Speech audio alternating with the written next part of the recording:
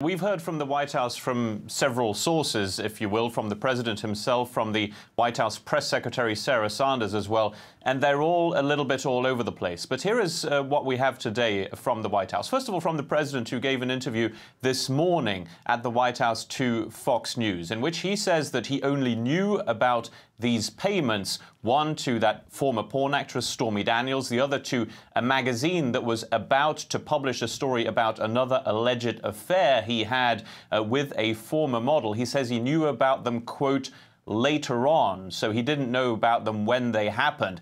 There appears to be, though, an audio tape that our colleagues at CNN have that does seem to prove the contrary. It's an audio tape of an actual conversation between Michael Cohen and Donald Trump about one of those payments. Donald Trump, in that same interview, says this, that the actual funds, the payment, came from him personally and not from his campaign. This is his way of saying that this was not a campaign finance violation. Now, there's something slightly wrong there in that statement, because the simple fact that this came from him at the time just before the presidential election means that he should have declared this. That is precisely a campaign finance violation. We also heard from the U.S. president, as you said, on Twitter. He says those campaign finance violations in the first place aren't a crime at all.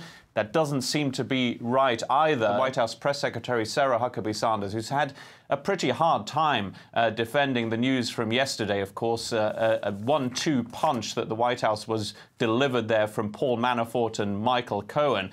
She says that, and repeated this throughout the press briefing earlier, she said that there were no charges against the U.S. president. That is true. She also says this, that he has repeated throughout, and she repeated throughout, that he did nothing wrong. I was at that briefing, and it was a very uncomfortable time, it must be said, for the White House press secretary today.